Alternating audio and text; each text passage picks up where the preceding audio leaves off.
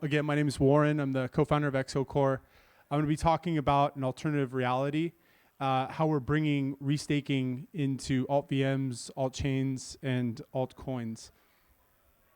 So I've been a Bitcoiner for over 10 years. I actually got started mining Bitcoin back in 2011, cut the tail end of the CPU, parlayed that into starting a company called Hedgie, which was the first OTC wholesale platform for Bitcoin back in 2013. So when 2016 kind of came, I was just like a Bitcoiner looking at, these altcoins that were kind of coming on the market going, oh, and we didn't even call them shitcoins then. I think we just referred to them as altcoins. We were more respectful. But altcoins were interesting because they were mostly just like forks of Bitcoin with some permutations. Zcash, had added privacy with zero knowledge. Ethereum was just getting started, and everyone was pretty much banking that this was not going to be a very successful endeavor. I actually thought, Ethereum was going to be quite successful and really tried to, focus more attention on it. But as we kind of evolved, over the several years, there's been a lot of changes, right? 2020, we really started to see, the alt kind of perspective take off with the DeFi summer, adding more programmability, and really kind of I think 2020 was really kind of the coming out party for Ethereum, showing how DeFi can really shine. And this really kind of started to shift the market a lot, and the whole industry to look at like, how do we introduce more programmability to these environments. And then now in 2024, you've probably been seeing more buzz around AltVMs. And this is, again, a further shift toward more programmability in different ways. Meanwhile, Bitcoiners have just been basically staying the same. Recently, we've been seeing more development on L2s. I've been in space so long and so old that I actually remember the first phase of that with Lightning Network and a lot of other endeavors that tried to do L2s for scaling Bitcoin. Hopefully this time it works. But we're also starting to see things like staking being added to Bitcoin too, which I'll cover in a bit. But meanwhile, in the state of play now, I'm kind of in the middle. I have my kind of core Bitcoin kind of ethos, but also wanting to embrace the new AltVMs and different alternative environments. And this kind of has marked an evolution where, altcoins, which were kind of considered a joke, back in 2017, have evolved into really, really strong offerings where this is like potentially new programming paradigms, right? And some of the things you can do on these new AltVMs you can't do on, for instance, the EVM. There's some restrictions. It is a dated technology, and there are some core attributes that just can't be changed. So I can officially say I did these slides, as last minute as possible because I wanted to be as relevant as possible. But I'd say we're back, and there's definitely more options now in the market. I think that this kind of push toward looking at more alternative assets and shifting toward more alt season is really important. But really focusing on what these options are and what they actually provide. So why do alts matter, right? I'm inspired by working in this industry because it's a gigantic experiment.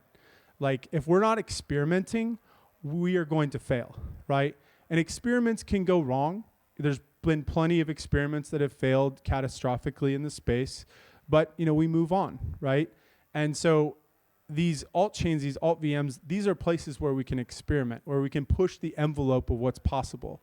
A couple of years ago, people were saying, generalized, ZK virtual machine was never going to scale, right? But we're starting to see that because a couple people said, no, we can do this. And so that's actually coming out, and we need to do more and more experimentation. So the amount of cognitive dissonance that is required to be okay with the fact that these three builders are building at the same time in very different ways, I think should be welcomed. I know this industry is very tribal, but I take comfort in knowing that there's differences of opinion and how people approach different problems. So obviously Vitalik introduced programmability and decentralized compute to the crypto industry, and it totally kind of brought a different perspective on how to scale it, right? And we're starting to figure out what Cardano's doing, but I encourage them to continue, evolving. There's kind of a crop of newbies that are taking the baton now, and are really kind of focusing on the actual programmability piece at the virtual machine layer.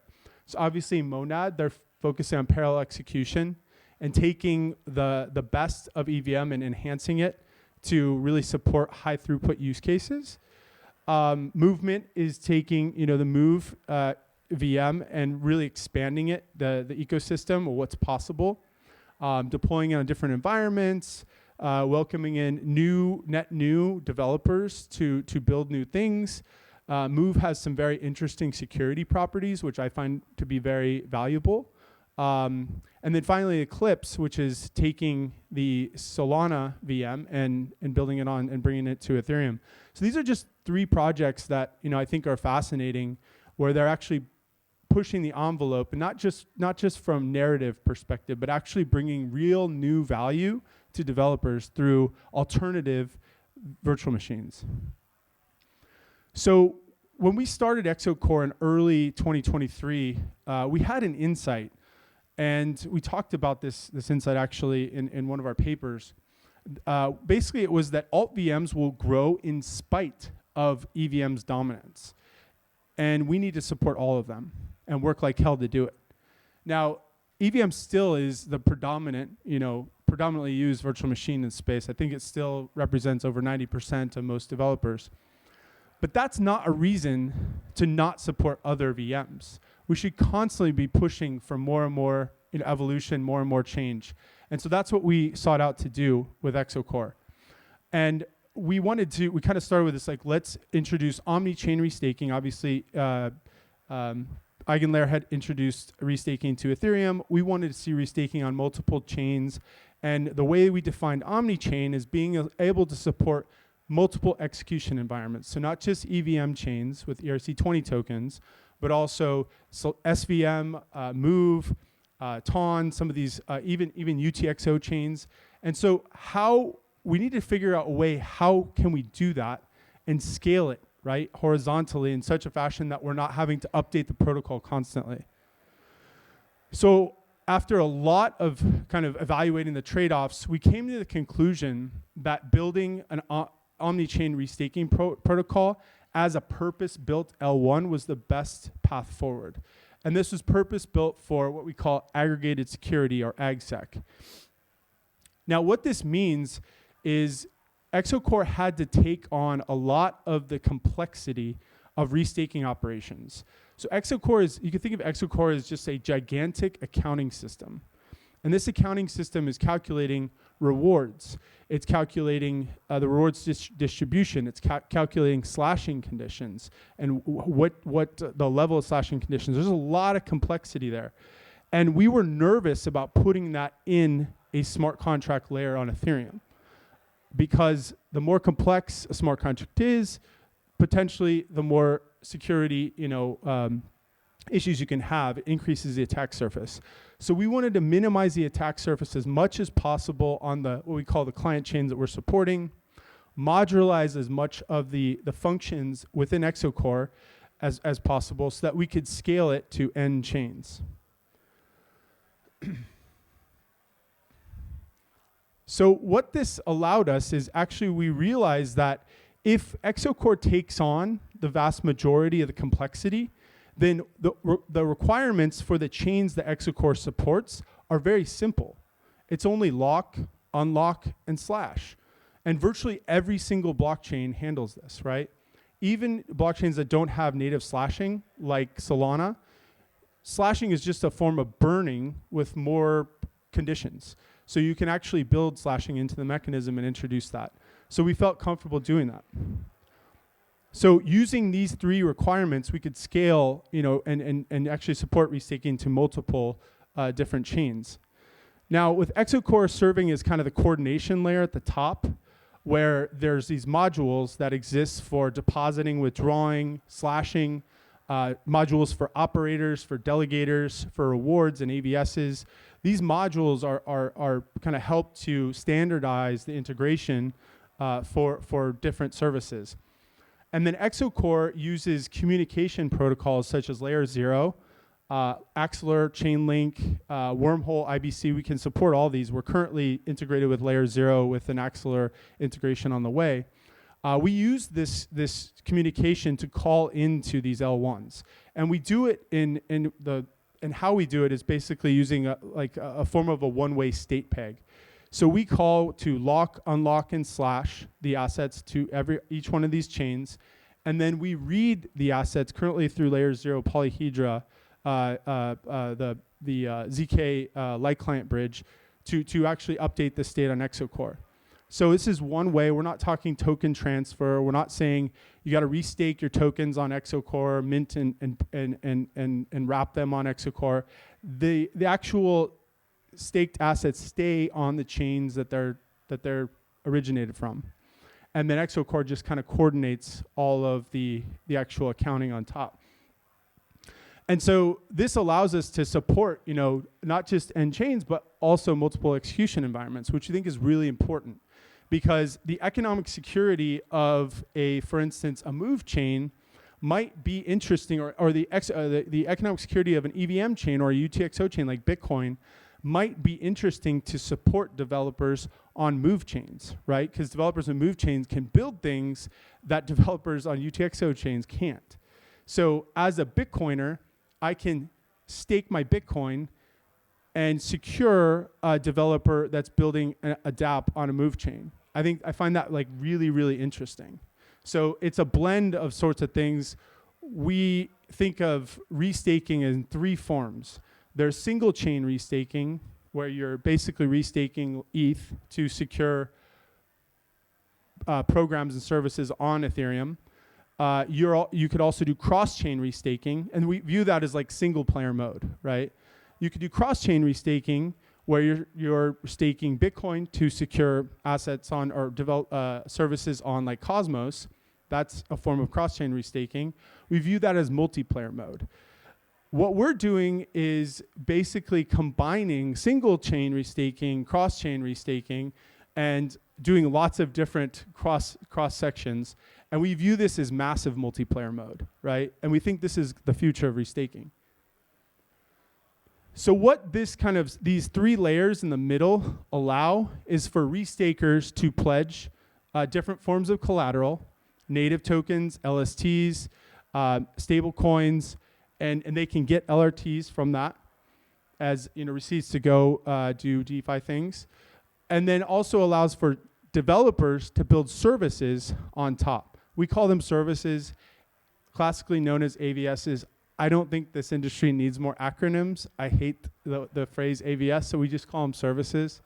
But these are classically, could be ZK prover networks, could be FHE networks, could be MPC committees, could be TEE networks, could be classically AVSs, and even rollups. There's kind of a growing amount of different services that can be built on through restaked protocols.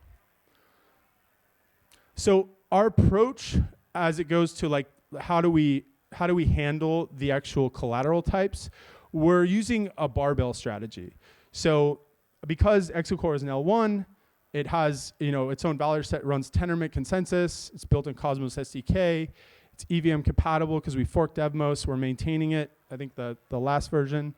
So basically, the addition of new assets can be a governance vote. There's been community members already talking about adding pretty wild different types of assets.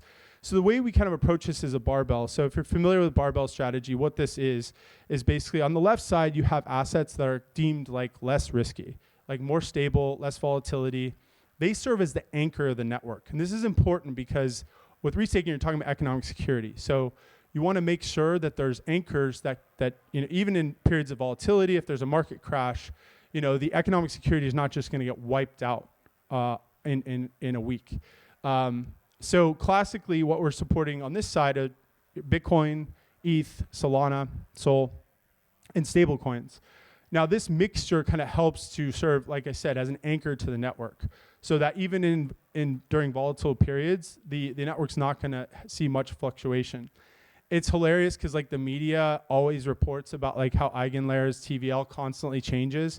It has nothing to do with the amount of assets on eigenlayers, just has everything to do with the price, which I think is funny that that journalists are still publishing this stuff, thinking it's like useful, but it's not. So on the right side, that's a big question. Like what's going on the right? I consider like this is kind of the YOLO side, right? Where, things are going to get a little weird because we have a plan to basically support a lot of different chains. Now, what we're talking about, these are not wrapped assets. These are native integrations. So natively supporting, for instance, BNB, TON, SUI, Avalanche, Doge. Anyone want Doge staking? Sounds pretty fun. It's coming. Even XRP. That's probably triggering. So I used to work at Ripple for 5 years. So I apologize in advance. But XRP is interesting. Doge and XRP are particularly interesting because they don't have staking. And so we're actually going to be introducing staking to these assets for the very first time to make them productive assets. So we think this is really cool. We're working with a lot of partners in the space to make it happen. But these, again, this is like a native integration where the actual assets stay on the chains that they are secured on, and Exocore plugs in using the mechanism I mentioned before. But and then part of this, kind of the long tail here, is really the chains that haven't launched yet. We're very excited about Monad and Movement and Eclipse, and this is going to keep going on, right? And so we think that people talk about like how Amazon was so successful. Amazon wasn't successful because it supported and it listed the biggest books in the early days. Amazon was successful because it actually supported rare books. It supported like the funky magic books that 2 people in the world cared about. And those 2 people were so enthusiastic about the fact that Amazon was supporting those, Amazon became very popular. And the reason why is because Amazon didn't actually want to compete with the Targets and the Barnes and Nobles and all the other bookstores. They wanted to actually create their own market for rare or exotic assets. This is a little bit of that strategy, right? But we don't want to get too crazy, so that's why we use the barbell strategy. Again, we have a portmanteau, of course, AgSec, aggregated security. We think it's really important. And you can follow us at Exocore on Twitter, aka X.